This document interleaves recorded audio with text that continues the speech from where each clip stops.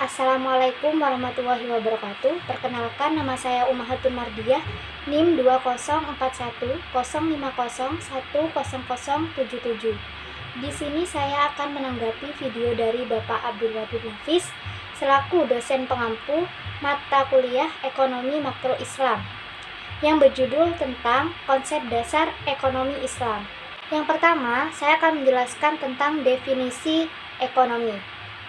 Ekonomi sendiri yaitu ilmu yang membahas dan mempelajari tentang perilaku manusia dalam memenuhi kebutuhannya dan cara untuk memuaskannya.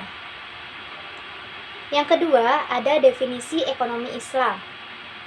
Definisi ekonomi Islam yaitu ilmu yang membahas tentang perilaku manusia dalam memenuhi kebutuhannya dan bagaimana cara untuk memuaskannya untuk mencapai falah yang berdasarkan pada prinsip-prinsip dan nilai-nilai Al-Quran, Sunnah, Ijma, dan Qiyas.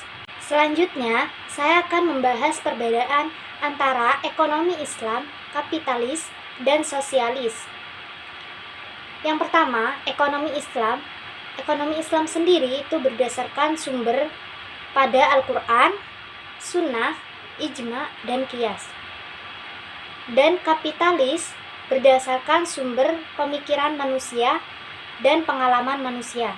Sedangkan sosialis sama dengan seperti kapitalis, yaitu berdasarkan dari kepemikiran manusia dan pengalaman manusia sendiri.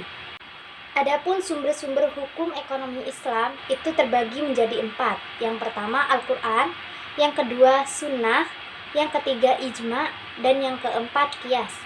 Selanjutnya saya akan menerangkan tentang dasar-dasar ekonomi Islam. Dasar-dasar ekonomi Islam sendiri itu terbagi menjadi 6 bagian. Yang pertama tauhid, yaitu keesaan Allah. Yang kedua ada sidik dan amanah.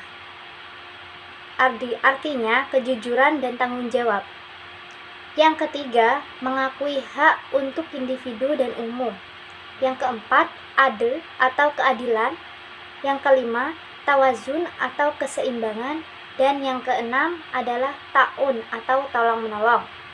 Di dalam konsep dasar ekonomi Islam, dalam menerapkan prinsip-prinsip ekonomi Islam sendiri itu harus menghindari dari maghrib. Maghrib sendiri itu singkatan dari maisir atau perjudian, gharar atau penipuan, dan yang terakhir adalah riba. Dan yang terakhir ada karakteristik dalam ekonomi Islam.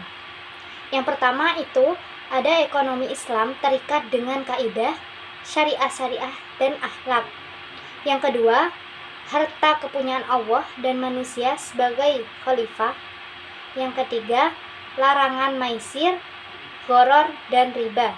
Yang keempat, ada keadilan dan keseimbangan dalam melindungi kepentingan individu dan masyarakat.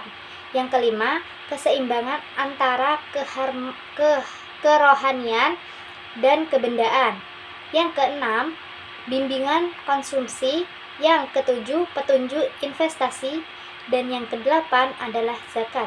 Mungkin ini saja yang bisa saya jelaskan, kurang lebihnya mohon maaf. Wabillahi taufiq wal hidayah. Wassalamualaikum warahmatullahi wabarakatuh.